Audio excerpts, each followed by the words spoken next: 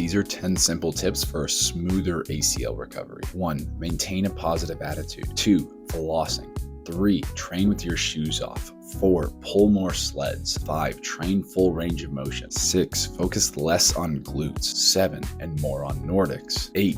Fix your step-ups. 9. Train speed. 10. Better return to play testing. Maintaining a positive attitude, or at least a belief that you actually can do this, you can come back and get better, is probably the most important thing that you can do throughout your entire ACL recovery for a better, faster, smoother recovery. Now, I know this is easier said than done. It's even a little bit cliche, but it's cliche for a reason. This is the biggest thing that I've seen make a difference maker between people who have progressed extremely well, who've come back from extremely difficult situations, and those who have struggled a little bit more. And I get it, this is also a very easy thing to say and a much harder thing to do. This is one of the biggest things that I personally struggled with when I was in college, trying to come back from breaking my ankle and trying to actually get back to playing soccer again, and something that I did not do very well. And it's definitely one of the things that slowed down the speed of my recovery and made it much more challenging than it otherwise could have been. Abby, on the other hand, was a skier I worked with coming off of her 9th knee surgery, who, to her extreme credit, never gave up on having a positive attitude, never stopped believing that this was something that she could actually do,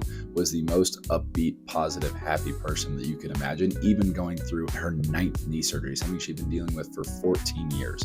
But I truly believe that in addition to some of the unique training methods that we use, her ability to maintain that positive attitude was a huge part of the reason that she was able to finally be successful when working with us and get back to skiing and stay healthy for the past 3 years now. Your attitude or your belief about the success, about the results that you can get, is going to be a lot like the wind in a sail. It's either going to be something that's pushing against you, making everything you do more difficult, or it's something you can get behind you. It can drive you forward and can help get you through some of these more challenging periods. Number 2 is flossing. These are the simplest, cheapest, easiest, most effective training tool that any single one of you can get that can help improve almost every single aspect of your recovery. These things are $20. You can do them yourself. They take about 90 seconds to work, and they're something that can improve range of motion, reduce pain, reduce swelling, improve muscle activation, and are just my favorite go-to training tool for helping to troubleshoot sticky spots in your recovery. The amount of athletes I've worked with who have unsolicited described these floss bands as magic, I have literally lost count of.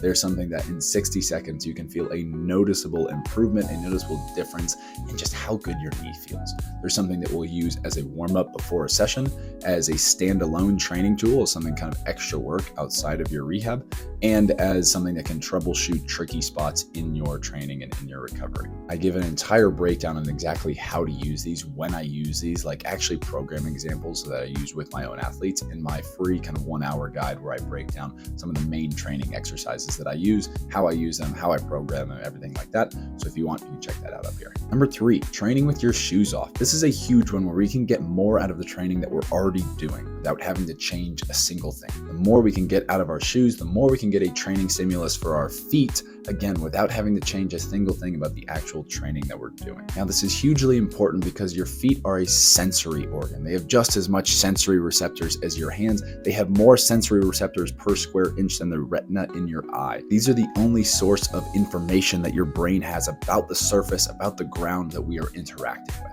And so we want really, really strong, really, really smooth communication, a good signal going between your brain and your foot, because that is what helps us make millisecond, split-second, unconscious decisions about how I'm going to move in very rapid, fast, chaotic situations. So the more we can get out of our shoes, out of our socks, even if we can, the more we are just able to get a stronger, clearer signal, more feedback between all of those sensors in the foot and the brain. An easy comparison is, imagine trying to play an instrument with gloves on,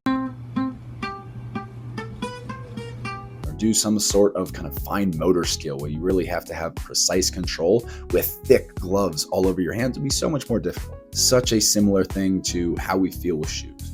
Now, I understand this is not always practical. There are certain things for sprinting, jumping in a commercial gym. I get it's not always going to be practical, but when you can, the more we can get out of your shoes, the better. The more we can train that sensory piece, the more we can tap into the fascial side of things as well. I know that's a huge buzz term that's going around these days, and one of the simplest things that you can do to make anything that you're doing have a more fascial, sensory, proprioceptive component is do the exact same thing you're doing, just without shoes. Number 4, drag more sleds. These are my my favorite tool for promoting blood flow, circulation to the knee, to the muscle, getting everything warm, get everything feeling good as well. This is really one of the analgesic feel-good pieces of our training.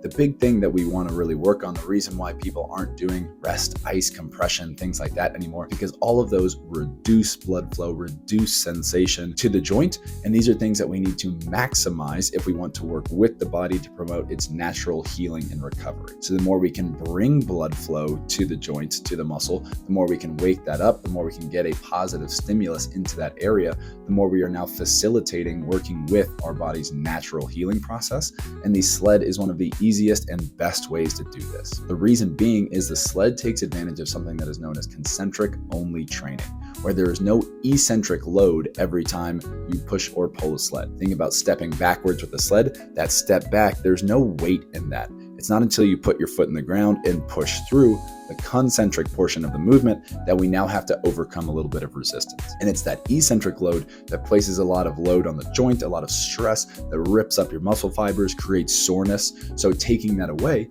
we can get a very, very big, very, very intense stimulus. I've used this with people that are 4 weeks post-surgery, still in their big cyborg knee brace. Now, we weren't using a sled, we were using a non-motorized treadmill that had a little bit of resistance and where they could hold on for a little bit extra stability, but the exact same movement. And this allowed us to get a very, very positive stimulus, allowed them to work very, very, very, very hard, even in these early stages of recovery, without overdoing things in a way that felt very positive. In addition to that, the sled also has, again, because of that concentric only portion, a very, very fast recovery time. You can recover in 3 hours, according to some of the newest research, from an intense training session with the sled. So again, especially in these early stages, this is something that allows us to train very hard, very safely, in a way that doesn't hurt, and we can also do very frequently. Most of my athletes that I work with remotely, we get them doing this every single day. For those of them that are on timelines or really want to push and do everything to come back as quickly as we can do that twice a day, AM, PM, AM, PM. And this is such a positive starting point for people because it allows you to start to feel like an athlete again, start to feel like we can actually train and push ourselves and work hard. This is one of the best places to go. Number 5, training full range of motion. This is a big one for me, and I genuinely think a big part of the secret sauce of how we've been able to have success with so many athletes who've tried so many other things, been through so many other physios, specialists, even at the highest level, the high level college level, high level pro level, have access to every single facility and specialist under the sun and are still struggling to see results, or people like Abby who just keep getting hurt over and over and over again, going through the same kind of mainstream rehab and have been able to come to us and be successful, get out of pain,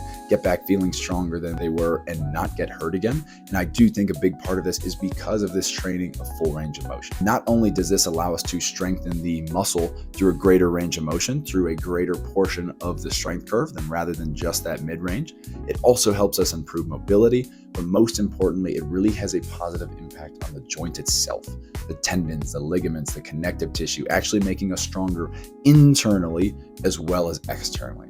And so it's that real combo of, yes, we're going to make you stronger throughout your muscle tissue. We're going to give you better coordination, better movement patterns, things like that. But can we actually strengthen the joint itself? This is a big part of how we've been able to make people more durable and help them come back stronger, safer, more quickly, and most importantly, not get hurt again. 6, focus less on glutes, especially that glute med.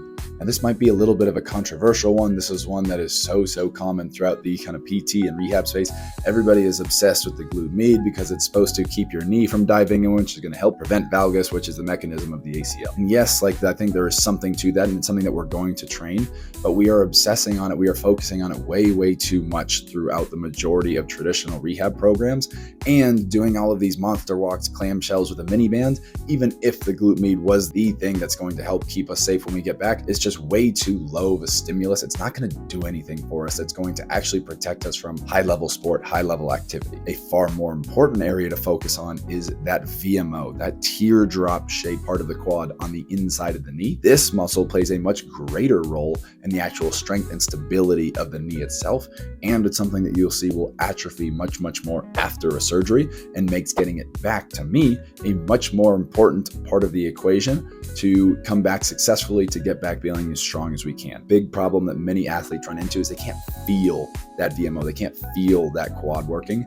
immediately after a surgery. And so getting that light switch connected again, getting those wires connected again, getting that switched back on is hugely more important to me than doing some monster walks, doing some clamshells with a minivan. Yes, we're going to do some glute work. Yes, we're going to do a little bit of glute med work, but to me, it is much more of an accessory. It's not the main dish. It's not the main thing that we are really going after, because I see people doing all of this stuff and then they come to me 6 months post-op and they still have a tiny quad and a VMO that can't even fire. And they wonder why they still feel unstable and doing all of these different things. Like, if this atrophied the most after a surgery, maybe it's because with disuse, it is one of the most important parts protecting the knee, most important parts of the quad, and then getting that back will actually play a little bit greater of a role in our ability to run, jump, throw, do all the different things that we want to do when we come back to playing sports. 7, more Nordics. Similar idea, but to me, this is a much better hamstring exercise to take a long-term progression with than things like RDLs. Yes, we're going to use both. I'm not replacing one with the other, but the RDL is a much more hip dominant movement. It's going to work your glutes, your low back, and your high hamstrings more than the Nordic, which is really going to strengthen the lower hamstrings right in the back of the knee and really kind of help shield that ACL. It's also going to play a much bigger role in sprint speed, really getting athletes good at Nordics, athletes that before they got hurt couldn't do one at all, to now being able to rep them out to actually do full ones where they can come back up. This is how I've gotten athletes hitting lifetime speed PRs 8 months post ACL surgery. And again, it comes back to that same idea of, if we've injured our knee, let's prioritize the knee. Too much of mainstream rehab is so focused on the hips, and this is not the area that we got hurt. And when you have a weakness, you have a compensation, you have a deficit in the knee itself. By loading the hips more and more, we're only increasing that deficit. You're only getting good at compensating. Athletes like to load the hips more going through the rehab process because it helps them feel strong again. It helps kind of shield, offload that knee. So any opportunity we give them to do more of this, we're only going to feed into that compensation pattern. I want to be very strict, especially in the early to mid stages, take the hips out of it as much as I can. So I know that every ounce of strength that I'm building is going back into the areas that we need it to, going into our weakest link, which is the area that we just injured. So the Nordic is a much better exercise for us to take a long-term progression with and master. It's something that the first time you do it, you're going to be falling on your face. That's okay. That's where everybody starts. But just being patient, working on dominating that way down until you can feel like you can just barely kiss the ground at the very bottom there. You have really good strength through that eccentric portion of the movement. That is going to go so much farther to do good things for your recovery. Sticking on that same theme, number 8, fixing your step-ups. Exact same issue here. Everybody does step-ups in PT, but everyone does them by sitting back into their hips. And so we're loading, again, the wrong areas. We're building strength in the wrong areas. The way that I do these, we have several different variations that we do, some with the heel flat, some with a floating heel, some with a wedge. But with all of them, if you look from a side angle, the bony part of your butt, your hips have to go slightly forward in the bottom. So when you touch the ground in the bottom, you're just touching with the heel. So all of the weight is working on that standing leg. All of the load is going into the knee and into the quad, and we're not letting you cheat and compensate with the hips. The reason being, I've had people that have come to me 6 months post ACL surgery be like, oh yeah, I can do step-ups on an 8-inch box. And then we change their technique a little bit. We make it where they're only loading their knee and not their hip. And on a 2-inch box, their leg is shaking like crazy. And it's because, again, we are just feeding into these compensation patterns in most of our kind of mainstream rehab stuff. We're feeding into our stronger areas instead of our weaker ones. And so again, being stricter with technique, it will be harder. You feel like you won't be able to do as much, but that's okay, because now I know that every single inch of elevation that we increase, every time you can do one more rep than you could the previous session, I know we've gotten stronger in the knee itself. Number 9, train speed. This is a big one for me, really getting into max velocity. One of, again, my bigger issues with some of the mainstream PT rehab stuff is that their movement, their return to play, their plyometric stuff is too low intensity. And part of that is the environment, right? It's important to understand that most mainstream rehab is a starting point. If you are an athlete looking to get back to recovery, it's not going to be the end goal. Even when you have been cleared, being cleared means you are safe enough to go and play again, not as safe as you could be. And that is a big distinction that's really important for athletes to realize. Like, if you want to come back as good as you were, if not better, there is more that you need to do, okay? So my point of this is not to try and bash on the entire kind of PT industry. It's just to show you what more that you can do on top of that to come back again a better, safer, stronger athlete than you were before. And a big part of that is actually training max velocity. And so whether we have some of these non-motorized treadmills where you can just work up to a true top speed, or we get you outside and we get you running 60, 80, 100 meter sprints where we can truly open your legs up to your absolute max velocity, we need to hit that stimulus from a central nervous system perspective to go as fast as you possibly can. This is one of the most important training stimuli in order to get your brain again firing at that level again, and it will make everything else that we do so much better. And so a 5-10 yard space to do some little hop drills and some deceleration drills in your PT clinic is frankly just not enough of a stimulus to prepare us for the speed, the forces, the change of direction, the chaos that we're going to experience in sports. And so I actually like to get people sprinting again longer than you're going to in sports. If you're playing in football, unless you're hitting a breakaway touchdown, you're never going to hit a 60-meter sprint, a 60-yard sprint. But what this allows us to do is hit a true max velocity, which is a quality that's very important for every single athlete to be able to touch and be able to maximize. So I want you to sprint as hard as you possibly can. Open your legs up, get them moving as fast as we possibly can. And of course, we take a graded progression in order to get to that point. But getting you to that point and then doing that consistently, using that as an actual training tool, just that by itself will do infinitely more for you than the 24 tiny little hop variations that we're doing in most kind of PT. And to that point, lastly, number 10, better return to play testing. The exact same idea. Our little triple hop test that we're doing is too small. It's too low intensity for us to actually get anything that's really going to give us relevant information for trying to get back to playing again. Two of my favorite tests are a flying 10-yard sprint, which is essentially what we were just describing before, of getting up to an absolute top speed and just measuring those last 10 yards. So it's a 10-yard sprint with a 30 or 40-yard head start to build up as fast as you possibly can. So again, I'm looking at our max velocity now. What is the most that I can do kind of output-wise, speed-wise? This will tell you way more than so many of these other broad jump, standing broad jump, or triple hop tests. And then the other one I like to mix in with that, because we need that force absorption, we need that deceleration, is a max decel. So then you'll do that same fly 10 with a 5-yard window on the back end in order to stop. So you have to go from absolute top speed to now hitting the brakes as hard as you possibly can. And while there's so many more movement patterns that we can get into, if you can just do those two things at a high level, you're going to be so much more prepared from a force standpoint. Yes, there's going to be lateral stuff we want to see, change of direction, but if you can go from your absolute top speed, open your legs up as hard as you possibly can, and then hit the brakes as hard as you possibly can, and that can feel good, that can feel strong, there's no inhibition, there's no hesitation, that is going to tell me so much more than any of these kind of basic return to play testings that we're doing in some of these other areas. So those are 10 simple ways to improve, have a smoother comeback from your ACL injury. If you're looking for more guidance on some of these exercises that I hinted at, we have a free 1-hour breakdown of some of the main exercises that I use with my athletes, exactly how I coach them, cue them, program them, some of the common mistakes to look out for. That's free. You can check that out right here.